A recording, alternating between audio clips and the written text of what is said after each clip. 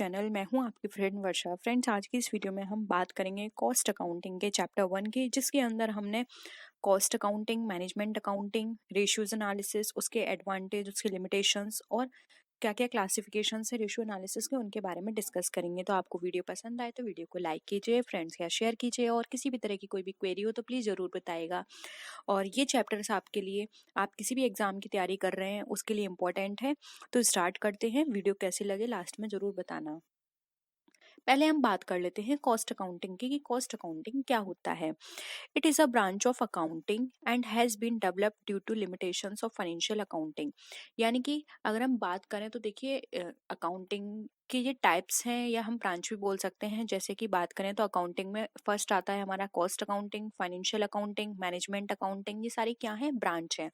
तो उस cost accounting में वहाँ पर जब हम फाइनेंशियल अकाउंटिंग की बात करते हैं, मैनेजमेंट अकाउंटिंग की बात करते हैं, तो उसकी कुछ लिमिटेशंस होती हैं, जिसके बेसिस पर कॉस्ट अकाउंटिंग एक अलग से पर्टिकुलर अकाउंटिंग बनाई गई है।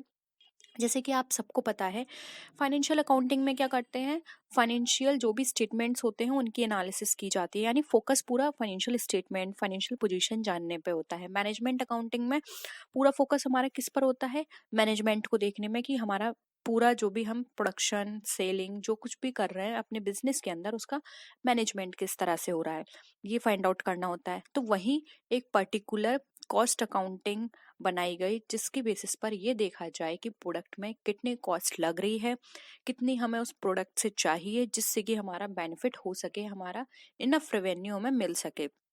तो कॉस्ट अकाउंटिंग हमारी फोकस करती है कॉस्ट पर। ठीक है। In other words, cost accounting is the classifying, recording and appropriate allocation of expenditure for the determination of cost of the product. देखिए, इसने भी यही कहा कि जो प्रोडक्ट की कॉस्ट है उसको डिटरमाइन करना।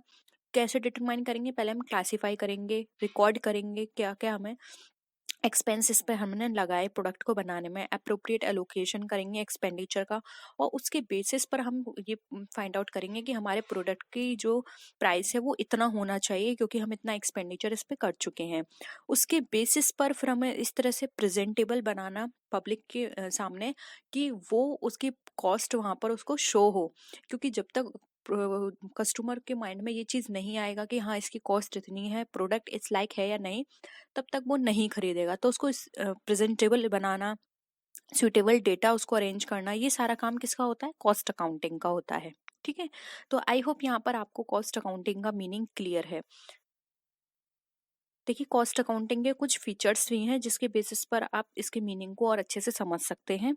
फर्स्ट है, it is a process of accounting for cost. यानी कि जो कॉस्ट की अकाउंटिंग करना, वो सारी प्रोसेसिंग करना हमारा कॉस्ट अकाउंटिंग कहलाता है।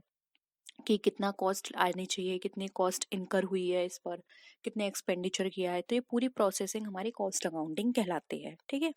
नेक्स्ट है, it record income and expenditure relating to production of goods and services.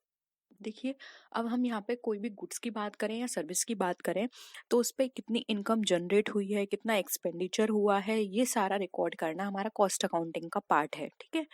फिर आता है, it provide statistical data on the basis of which future estimates are prepared and quotations are submitted. यानी कि इसके अंदर जो भी हमारे स्टैटिस्टिकल डेटा होते हैं, उस जो भी हमने फाइंड आउट करे हैं, उसके बेसिस पर फ्यूचर का एस्टिमेट लगा कर चलना, कि हाँ हमारे फ्यूचर में इसका इतना प्राइस हो सकता है, या फिर हमें इतना अर्न हो सकता है। और कोटेशन सबमिट करना, ये सारा काम हम कब कर पाएंगे? जब हमने प्रॉपर रिकॉर्ड बना के रखे होंगे हमारे कॉस्ट के बेसिस पर, कि इतनी कॉस्ट हुई है, हमने एक्सपेंडिचर इतना किया, या फिर हमने इसकी रिसर्च में इतना लगाया। तो ये सारी चीज़ों के बेसिस पर ही हम अपने फ्यूचर एस्टिमेट्स कर सकते हैं, कोटेशन बना सकते हैं। नेक्स्ट पॉइंट है हमारा, it is concern with cost ascertainment and cost control. यानी कि कॉस्ट को असरटेन करना, कॉस्ट को कंट्रोल करना भी इसी का ही पार्ट है। अब यहाँ पर हम कोई प्रोडक्ट लेके चल रहे थे, कि हाँ देखिए, प्रोडक्ट की कॉस्ट जो है वो बहुत सारे फैक्टर पे हमारी डिपेंड करती है, कि हम वो प्रोडक्ट किस एज ग्रुप के लिए बना रहे हैं, किस सोसाइटी के लिए बना रहे हैं, कहाँ हम उसे लॉन्च करना है। अब हमने कोई प्रोडक्ट ऐसा बना दिया जो कि बहुत हाई कॉस्ट का है, लेकिन जो एरिया था जहाँ पे हमें उसको सेल आउट करना था वो एरिया इस लाइक है ही नहीं, यानी कि वहाँ पर इतने इनकम ग्रुप के लोग रहते ही नहीं है, तो हमारा वो प्रोडक्ट वेस्ट है, वहाँ पर कोई उसको परचेज नहीं करेगा। तो ये बहुत सारे फैक्टर्स दिमाग में रख के हमें कॉस्ट को एक सेट करना पड़ता है। अब देखिए हम कॉस्ट को यहाँ पर प्रोडक्ट हमने ये सारी चीज़ें हमने फैक्टर देख लिए, तो वहाँ पर हमें कॉस्ट भी कंट्रोल करके चलनी पड़ेगी। ऐसा ना हो कि हम सोच रहे थे कि हम इस प्रोडक्ट को 5 रुपये पर सेल करेंगे और वहाँ पर हमें पता चला कि हमारी जो कॉस्ट यहाँ पर लगी है वो खुद 5 रुपये या 6 रुपये है, तो हमें बेनिफिट क्या होगा? कुछ नहीं होगा। ठीक है, तो हमें कॉस्ट भी कंट्रोल करके चलनी है कि हमें 5 में सेल करना है, तो हम कोशिश करें कि ये प्रोडक्ट हमारा 2 या 3 रुपये में ही बने, क्योंकि वहां पर हमें इतना प्रॉफिट हो। ठीक है, क्योंकि हम इतनी सारी प्रोसेसिंग प्रॉफिट करने के लिए ही कर रहे हैं। और इसके साथ ही साथ क्वालिटी भी मेंटेन करनी है। ऐसा नहीं है कि कस्टमर 5 रुपए में लेने में भी उसको प्रॉब्लम हो, क्योंकि कस्टमर ये देखता है कि वो अपने 5 रुपए जहाँ पर इन्वेस्ट कर रहा है वहाँ पर वो प्रोडक्ट उसको उस क्वालिटी का प्रोवाइड हो रहा है या नहीं, उसकी जो नीड्स हैं वो वहाँ पे सेटिस्फाई हो रही है या नहीं। तो ये सारे बहुत सारे फैक्टर्स होते हैं जो हमें अपने माइंड में रखने पड़ते हैं। तो इसीलिए कॉस्ट कंट्रोल भी इसका ही पार्ट होता है, कॉस्ट को एसरटेन करना भी इसका ही एक पार्ट कहलाता है। ठीक है, नेक्स्ट पॉइंट पे आते हैं। It established budget and standard so that actual cost may be compared to find out deviations and variances। अब देखिए कॉस्ट अकाउंट के अंदर क्या होता है, बजट्स प्रिपेयर किए जाते हैं, एक स्टैंडर्ड वहाँ पे सेट कर दिया जाता है। अभी ये मैंने आपको बताया कि जैसे कि एक प्रोडक्ट था, हमने स्टैंडर्ड कितना डिसाइड किया था? 5 रुपीज़। तो हमें जो कॉस्ट यहाँ पे लगानी होगी वो हमें 5 से कम ही लगानी होगी। ठीक है, बाई चांस यहाँ पर फर्म ने पहले से ही स्टैंडर्ड सेट कर दिया कि 3 से ज़्यादा का प्रोडक्ट नहीं होना चाहिए, क्योंकि हमें 5 में तो सेल करना है। तो स्टैंडर्ड यहाँ पे कॉस्ट कितनी रखी उन्होंने? 3 रुपये। तो अब जो एक्चुअल कॉस्ट निकल कर आई, मान लीजिए 3.5 रुपीज़ निकला इसका, तो स्टैंडर्ड और एक्चुअल को कंपेयर किया जाएगा, यानी कि 0.5 ज़्यादा लगी कॉस्ट, और अगर 2.5 लगी तो यहाँ पर क्या है? 0.5 कम लगी। तो यहाँ पर आपस में कंपेयर किया जाता है, जो स्टैंडर्ड कॉस्ट वहाँ पर डिसाइड करी गई थी एक्चुअल में कितनी उससे वेरिएट करी, कितने वेरिएशंस आए, कितने डेविएशन आए, ये सारी चीज़ें यहाँ पे कंपेयर की जाती हैं। बजट्स प्रिपेयर किए जाते हैं, पहले से ही बजट डिसाइड कर दिया जाता है कि अब जो हमारा प्रोडक्ट नया लॉन्च होगा उसमें कम से कम हमारा 1 करोड़ या 2 करोड़ रुपए इन्वेस्ट होने हैं, तो हमें सारी प्रोसेसिंग अपनी इतने रुपए में ही करनी है। ठीक है, आप सबको पता है जब भी हम किसी नए प्रोडक्ट को लॉन्च करते हैं तो पहले से ही बजट होता है, उसी के बेसिस पे हमें सारे एक्सपेंडिचर करने होते हैं। तो कॉस्ट अकाउंटिंग यहाँ पे बहुत बड़ा रोल प्ले करती है। इसके बेसिस पर ही हम अपने कॉस्ट को डिसाइड कर सकते हैं, कंट्रोल कर सकते हैं, क्योंकि यहाँ पर पूरी रिकॉर्डिंग की जाती है हर चीज़ की। तो यहाँ पर हर चीज से क्या होता है, कॉस्ट एक मेन एस्पेक्ट है जिसके बेसिस पर हमारे मैनेजमेंट और फाइनेंशियल पोजीशन ये सारी क्या है, एक दूसरे से इंटरलिंक है। अगर एक भी चीज खराब हुई तो बाकी सारी चीजें खराब हो जाएंगी। ठीक है, अगर हमारी कॉस्ट में यहाँ पर डेविएशन ज्यादा है तो हमारे क्या है, फाइनेंशियल पोजीशन खराब निकल कर आएगी, जिससे इन्वेस्टर को वहां पर सही से जो उन्होंने हमारे फर्म को लेके अपनी इमेज बना के रखी थी वो खराब हो जाएगी, फर्दर वो इन्वेस्ट नहीं करेंगे, तो बहुत सारी चीजें एक दूसरे से इंटरलिंक होती हैं जो कि खराब हो जाएंगी। तो यहाँ पर हमें प्रॉपर कॉस्ट अकाउंटिंग प्रिपेयर करनी पड़ती है। कॉस्ट अकाउंटिंग एक फर्म के लिए, एक कंपनी के लिए बहुत ही इंपॉर्टेंट है। ठीक है, आई होप यहाँ पर आपको इनके फीचर से कॉस्ट अकाउंटिंग के मीनिंग और भी क्लियर हो गया होगा। हम बात कर लेते हैं मैनेजमेंट अकाउंटिंग की कि मैनेजमेंट अकाउंटिंग क्या होता है। ठीक है, देखिए the origin of management accounting can be trace to overcome the limitations of financial accounting. अब फाइनेंशियल अकाउंटिंग में ये लिमिटेशंस थे कि वहाँ पे मैनेजमेंट करना हर चीज़ के लिए बहुत ही मुश्किल था। तो उन लिमिटेशंस को ओवरकम करने के लिए पर्टिकुलर मैनेजमेंट अकाउंटिंग आई, जिससे कि वो अपना पूरा फोकस सिर्फ मैनेजमेंट पर कर पाए। Management accounting is the presentation of accounting information in such a way as to assist management in the creation of policy and the day to day operations of undertaking. यानी कि management accounting के अंदर इस तरह से processing की जाती है कि जो भी अकाउंटिंग इंफॉर्मेशंस है रिगार्डिंग मैनेजमेंट, तो उनको प्रॉपर डे टू डे जो भी इंफॉर्मेशन चाहिए उनको प्रॉपर वे में मिल पाए। ठीक है, अब मैनेजमेंट के लिए कौन सी इन्फॉर्मेशन चाहिए? मैनेजमेंट को चाहिए होगी पॉलिसी को क्रिएट करने के लिए, डे टू डे जो भी ऑपरेशंस हो रहे हैं उनके लिए इन्फॉर्मेशन चाहिए, तो वो इन्फॉर्मेशन उन्हें सही तरीके से मिले, ये मैनेजमेंट अकाउंट का पार्ट होता है। In other words, management accounting links management with accounting as an accounting information required for taking managerial decisions is the subject matter of management accounting। यानी कि यहाँ पर मैनेजमेंट अकाउंटिंग के अंदर मैनेजमेंट इंफॉर्मेशन प्रोवाइड करना एक मैनेजमेंट अकाउंटिंग का part होता है और ये सारी चीज़ें हेल्प करती हैं मैनेजरियल डिसीजन में। ठीक है, तो आई होप यहाँ पे मैनेजमेंट अकाउंटिंग भी आपको क्लियर है, कॉस्ट अकाउंटिंग आपको क्लियर है। कोई भी प्रॉब्लम है प्लीज़ कमेंट सेक्शन में बता दीजिए। ठीक है, हम नेक्स्ट क्लास में उसको डिस्कस कर लेंगे। वैसे बहुत सिंपल है, कॉस्ट के अंदर हम पूरा फोकस कॉस्ट पर करते हैं, मैनेजमेंट अकाउंटिंग में पूरा फोकस मैनेजमेंट पे करते हैं और ये मैनेजमेंट को इन्फॉर्मेशन प्रोवाइड करने के काम आती है। ठीक है, अब देखिए इसकी एक डेफिनेशन ले लेते हैं। आर.एन. एंथनी ने कहा है management accounting is concern with accounting information that is useful to management. यानी कि मैनेजमेंट अकाउंटिंग के अंदर वो अकाउंटिंग इन्फॉर्मेशंस आती हैं जो कि एक मैनेजमेंट के लिए यूजफुल है। ठीक है, यानी कि मैनेजमेंट अकाउंटिंग में मैनेजमेंट के रिगार्डिंग इन्फॉर्मेशंस को कलेक्ट किया जाता है, क्लासीफाई किया जाता है, एनालाइज किया जाता है और उनको ये इन्फॉर्मेशन बाद में प्रोवाइड की जाती है जिससे कि वो अपने जो भी मैनेजमेंट के डिसीजंस हैं वो प्रॉपर तरीके से ले पाएं। नेक्स्ट आते हैं अब हम रेशियो एनालिसिस पे कि रेशियो एनालिसिस क्या होती है।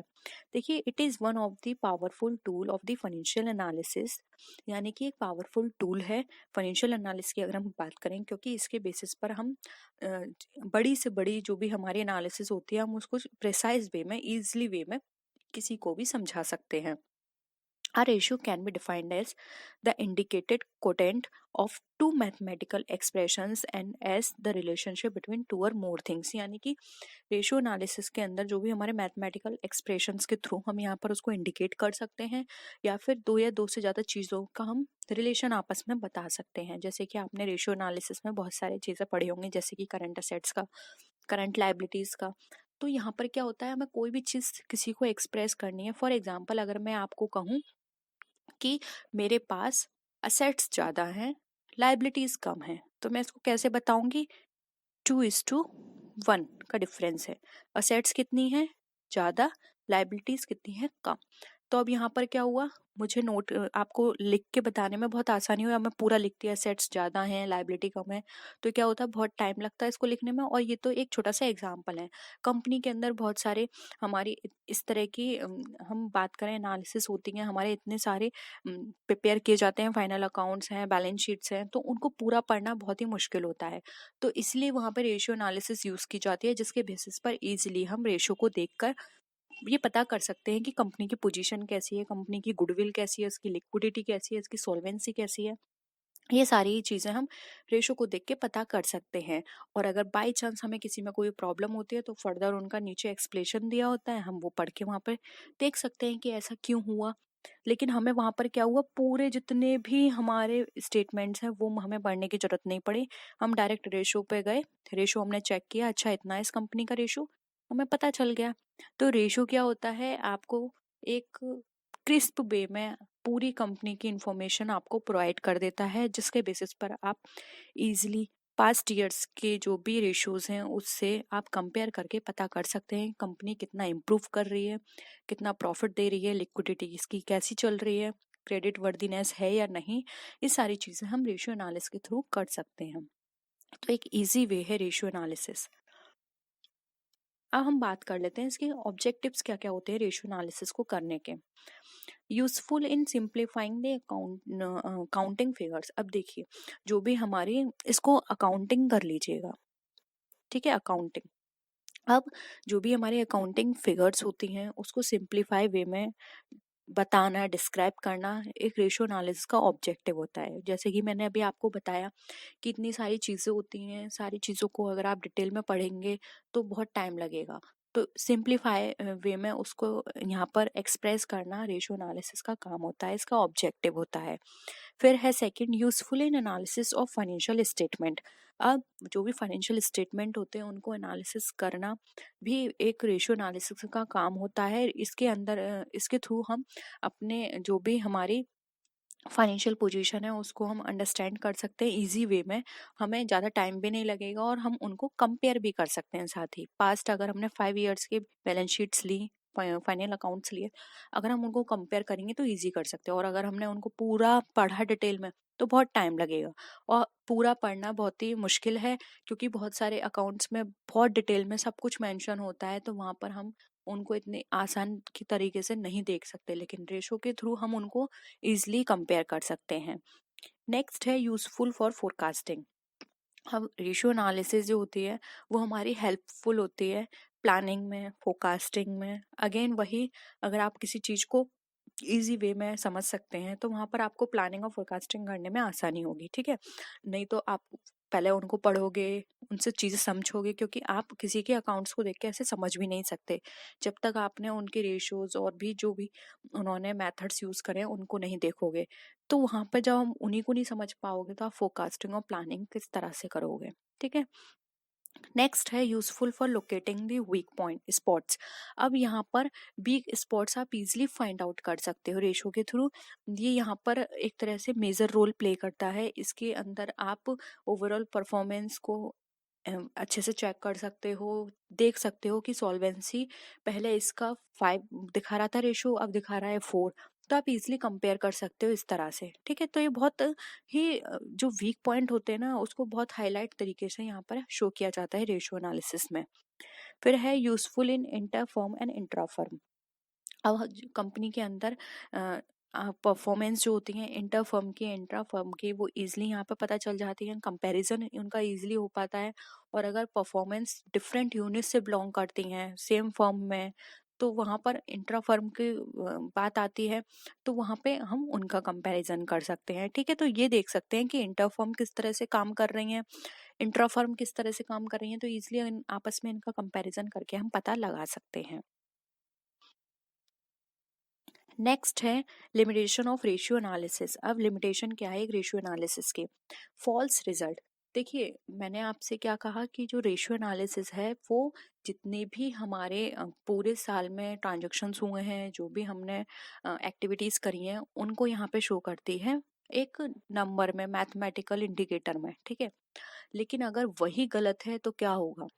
इससे क्या होगा, आपका जो फाइनल रिजल्ट है वही गलत आएगा, क्योंकि रेशियो एनालिसिस बिल्कुल प्रॉपर तरीके से होनी चाहिए। अगर रेशियो एनालिसिस आपने सही तरीके से नहीं करी है तो वहां पर वो जो कुछ भी शो कर रहा है वो रिजल्ट सही नहीं आएगा, जिससे कंपनी की जो रियल एक्यूरेसी है वो पता नहीं चलेगी। इसीलिए अगर हमारा फाइनेंशियल स्टेटमेंट सही नहीं है तो हमारी क्या होगी, एनालिसिस भी क्या है, गलत दिखाएगी। इसलिए यहाँ पर थोड़ी प्रॉब्लम होती है। ये हमारे फाइनल अकाउंट्स बिल्कुल सही से तैयार होने चाहिए, हमारे रेशियो एनालिसिस सही से होनी चाहिए, जिसके बेसिस पर ही हमें सही रिजल्ट मिल सकता है। फिर है लैक ऑफ स्टैंडर्ड रेशो। अब कोई भी इसमें अगर हम बात करें रेशियो एनालिसिस के अंदर, तो कोई भी सिंगल ऐसा स्टैंडर्ड रेशो इसके अगेंस्ट नहीं है जो कि रेशियो हमारा मेजर और कंपेयर कर पाए आपस में, ठीक है। कोई भी स्टैंडर्ड ऐसा रेशियो नहीं है, तो जिसके बेसिस पर क्या होता है, हम प्रॉपर तरीके से जो भी हमारा मेजरमेंट है, कंपैरिजन है, वो हम नहीं कर सकते हैं, ठीक है। स्टैंडर्ड रेशियो यहाँ पे नहीं होता है। फिर है विंडो ड्रेसिंग। अगर हम यहाँ पे विंडो ड्रेसिंग की बात करें तो इसका मतलब यहाँ पर यह है कि अकाउंट में किसी भी तरह से कोई भी मैनिपुलेशन किया गया है, कोई भी चीज़ छुपाई गई है, कोई फैक्ट है जो शो नहीं किया गया है, प्रेजेंट नहीं किया गया है स्टेटमेंट में बेटर तरीके से, तो वहाँ पर जो हमारी एक्चुअल सिचुएशन जो होगी वो वहाँ पर नहीं आएगी। हमारे रेशियोज क्या हैं, गलत रिजल्ट देंगे, अफेक्ट होंगे उससे, ठीक है। तो बहुत सारी चीज़ें डिपेंड करती हैं खुद रेशियो एनालिसिस से भी और इससे रिलेटेड स्टेटमेंट से भी। अगर यहाँ पर हमारे फेक स्टेटमेंट दिए होंगे तो फेक रिजल्ट आएगा। स्टैंडर्ड कोई ऐसा नहीं है जिसके बेसिस पर हम यहाँ पर आसानी से मेजर और कंपेयर कर पाए। विंडो ड्रेसिंग में अगर उन्होंने कुछ विंडो ड्रेसिंग करी है तो वहाँ पर भी उसका क्या है, रिजल्ट सही तरीके से नहीं आएगा और रेशो हमारे अफेक्ट हो जाएंगे, वो गलत इन्फॉर्मेशन देंगे। पर्सनल बाइस की बात करें तो जो फाइनेंशियल स्टेटमेंट प्रिपेयर किया जाता है तो वहाँ पे कभी कभी क्या होता है, पर्सनल जजमेंट और डिसीजंस वहाँ पर बाइस्ड हो जाते हैं, क्योंकि कई बार क्या होता है जब भी स्टेटमेंट्स प्रिपेयर किए जाते हैं तो कंपनी अपनी गलत पोजीशन दिखाने के लिए या फिर ज़्यादा इन्वेस्टर्स को अट्रैक्ट करने के लिए जो फाइनेंशियल स्टेटमेंट्स होती हैं वो गलत प्रिपेयर करा लेती हैं अपने अकाउंटेंट से, या फिर ऑडिट गलत तरीके से करवा लेती हैं। तो इससे क्या होता है, कि पर्सनल वाइज की तरफ से वाइजनेस के कारण हमारे जो रेशियोज होते हैं वो भी हमारे अफेक्ट कर जाते हैं। तो ये कुछ ऐसे पॉइंट्स हैं जिसके बेसिस पर हम बिल्कुल ये नहीं कह सकते कि हमारी रेशियो एनालिसिस हमेशा सही रहती है। कुछ ऐसे पॉइंट्स होते हैं जिसके बेसिस पर रेशियो एनालिसिस भी हमारी गलत हो सकती है। ठीक है, अब हम आते हैं क्लासिफिकेशन ऑफ रेशियो पर। देखिए, ये क्लासिफिकेशन ऑफ रेशियो, ये चार्ट है जिसके बेसिस पर आप इजीली समझ सकते हैं। पहले आप ये बताइए कि यहाँ तक आपको सारी चीजें क्लियर हैं या नहीं। अब तक हमने कॉस्ट अकाउंटिंग पढ़ ली, मैनेजमेंट अकाउंटिंग पढ़ ली, रेशियो एनालिसिस पढ़ ली, उसके ऑब्जेक्टिव्स और उसके लिमिटेशंस पढ़ लिए। बताइए यहाँ तक कुछ प्रॉब्लम है या नहीं। और अगर आपको प्रॉब्लम है तो हम कल डिस्कस कर लेंगे। प्लीज आप मेंशन कर दिया करिए कि यहाँ पे आपको प्रॉब्लम आ रही है, हम नेक्स्ट क्लास में उसको जरूर डिस्कस करेंगे। और कल की क्लास में एक क्वेश्चन था जिसमें एक स्टूडेंट को प्रॉब्लम थी, क्वेश्चन आई थिंक 16 था वो क्वेश्चन। तो हम उसको, जो हम क्वेश्चंस वाली क्लास करेंगे तो उसमें डिस्कस करेंगे, ऐसे बीच में हम उसको डिस्कस नहीं कर सकते। जो अब हम क्वेश्चंस करेंगे, ये कॉस्ट अकाउंटिंग के चैप्टर्स होने के, जो हम कॉस्ट अकाउंटिंग के चैप्टर्स करेंगे, क्वेश्चंस करेंगे, प्रैक्टिस या टेस्ट करेंगे उनका, तो वहां पर हम उस क्वेश्चन को डिस्कस कर लेंगे। ठीक है, देखिए फर्स्ट है हमारा रेशियो एनालिसिस। रेशियो एनालिसिस हमारे टोटल कितने होते हैं, 4 तरीके से होते हैं। Liquidity ratio, solvency ratio, activity ratio और प्रॉफिटेबिलिटी रेशियो। ये 4 तरीके से रेशियो होते हैं। अब इसको वन बाय वन थोड़ा सा समझ लेते हैं और इसको डिटेल में नेक्स्ट क्लास में डिस्कस करेंगे। देखिए, लिक्विडिटी रेशियो की बात करें तो ये रेशियोज जो होते हैं वो हमारे यूज किए जाते हैं फर्म की एबिलिटी और जो शॉर्ट टर्म ऑब्लिगेशंस होती हैं उसको मेजर करने के लिए। और इसके अंदर हम शॉर्ट टर्म ऑब्लिगेशंस होती हैं जो, जैसे कि करंट रिसोर्सेज जो होते हैं उनके ऑब्लिगेशंस को मीट आउट करने के लिए भी ये कैलकुलेट किए जाते हैं, जिससे कि हम अपना पास प्रॉपर अरेंजमेंट कर पाएं अपनी करंट असेट्स एंड लाइबिलिटीज का। तो इससे क्या होता है, जो हमारी लिक्विडिटी है वो मेंटेन रहती है, क्योंकि लिक्विडिटी एक फर्म के लिए बहुत ही इंपॉर्टेंट है। अगर उसकी लिक्विडिटी अच्छी नहीं होगी तो वहां पर इन्वेस्टर्स भी बहुत प्रॉब्लम क्रिएट करते हैं, या फिर आप कभी लोन भी लेने जाते हो तो वहां भी आपको बड़ी दिक्कत होती है। तो लिक्विडिटी एक कंपनी की साउंड होनी चाहिए, तो वहां पर ये हमारी हेल्प करते हैं उसको कैलकुलेट करने में। ये इस लिक्विडिटी रेशियो को शॉर्ट टर्म सॉल्वेंसी रेशियो भी कहा जाता है। ठीक है, फिर आता है हमारा सॉल्वेंसी रेशियो। अब सॉल्वेंसी रेशियो की यहाँ पर अगर हम बात करें तो ये रेशियो क्या करते हैं, डेट और इक्विटी के प्रोपोर्शन को कैलकुलेट करने का काम करते हैं, या उसके प्रोपोर्शन को हमें शो करते हैं। एक्टिविटी रेशियो की बात करें तो ये रिफ्लेक्ट करते हैं हमारी जो भी असेट्स होती है उसका यूटिलाइजेशन कैसा हो, उसकी इफिशिएंसी किस तरह से बढ़े, ये सारी चीजें शो करने में। वहीं प्रॉफिटेबिलिटी रेशियो की बात करें तो ये रेशियो हमारी मेजर करते हैं ओवरऑल परफॉर्मेंस को, जो भी हमारी इफेक्टिवनेस होती है फर्म की, ये उसको शो करते हैं। ठीक है, तो ये थे हमारे total liquidity ratio, solvency ratio, activity ratio और प्रॉफिटेबिलिटी रेशियो। हम बात कर लेते हैं करंट असेट्स की। तो कौन कौन सी करंट असेट्स होती हैं। देखिए, करंट असेट्स के अंदर हमारे आते हैं कैश और कैश को इक्विवेलेंट, जैसे कि बैंक बैलेंस हो गया हमारा। फिर आया ट्रेड रिसीवेबल्स। करंट असेट्स इसको इसलिए कहा जाता है क्योंकि जो इनका टाइम पीरियड होता है वो 1 साल से कम का होता है, इसलिए इनको करंट असेट्स बोला जाता है। जैसे ट्रेड रिसीवेबल्स हो गए, डेटर्स हो गए। डेटर्स जो होते हैं जो हमारे जितने प्रोविजंस होते हैं उसको डिडक्ट करके निकाला जाता है। फिर आता है हमारे bills receivables, inventory, marketable securities, prepaid expense, ये सारे हमारे कैसे करंट असेट्स के अंदर इंक्लूड किए जाते हैं। एडवांस पेमेंट्स हो गया, income due but not received, इन सब का टाइम पीरियड हमारा 1 साल होता है, इसलिए इन सबको हम करंट असेट्स के अंदर इंक्लूड करते हैं।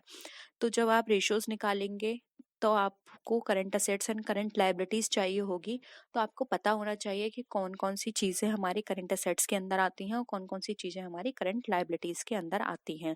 तो ये थे हमारे पॉइंट जो करंट असेट्स के हैं। अब हम एक बार बात कर लेते हैं करंट लायबिलिटीज की। अगेन, करंट लायबिलिटीज वो होती हैं जिसको पे हमें 1 साल के अंदर करना है। ठीक है, जैसे कि बिल्स, पेबल्स और क्रेडिटर्स, ट्रेड पेबल्स हो गए, क्रेडिटर्स हो गए, बिल्स पेबल हो गए, बैंक ओवरड्राफ्ट हो गए, short term loans and advances, outstanding expenses जैसे कि आउटस्टैंडिंग वेजेस हो गई, आउटस्टैंडिंग सैलरी हो गई, provision for taxation, unclaimed dividend हो गए, इनकम रिसीव्ड इन एडवांस कोई भी इनकम आपने रिसीव करी एडवांस में, तो वो भी आपके लिए लाइबिलिटी 1 साल के अंदर आपको उसको जो भी जिस भी पर्पज से आपने वो इनकम रिसीव की है उसकी ड्यूटी आपको करनी ही होगी। तो ये सारी चीज़ें क्या हैं आपकी 1 साल के अंदर आपको पे करनी है। और करंट असेट्स क्या थी 1 साल के अंदर आपको रिसीव हो जाएंगी। तो जब भी आप करंट रेशियो निकालोगे तो ये करंट असेट्स और करंट लाइबिलिटीज आपको चाहिए होगी। ठीक है, तो आई होप यहाँ पर आपको करंट असेट्स के अंदर सब पता चल गया कि करंट असेट्स में आता है और ये सारे पॉइंट्स हमारे करंट लाइबिलिटीज में आते हैं।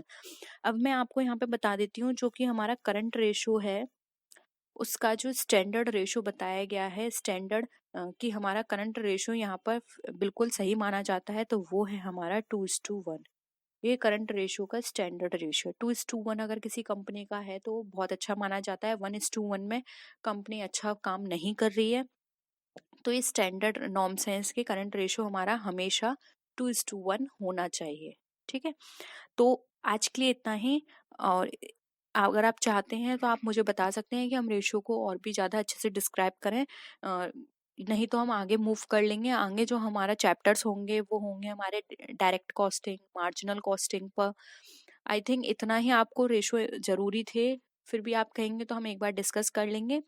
डायरेक्ट कॉस्टिंग हम डिस्कस करेंगे कल, मार्जिनल कॉस्टिंग, इसके फैक्टर्स, इसके एडवांटेज डिसएडवांटेज, एब्जॉर्प्शन कॉस्टिंग, ये सब हम कल डिस्कस करेंगे। तो वीडियो कैसी लगी ज़रूर बताइएगा, और किसी भी तरह की कोई भी क्वेरी हो कमेंट करके बता सकते हैं। तो नेक्स्ट वीडियो में फिर मिलते हैं आपसे और भी अच्छी वीडियोस के साथ। तब तक के लिए टेक केयर, बाय बाय।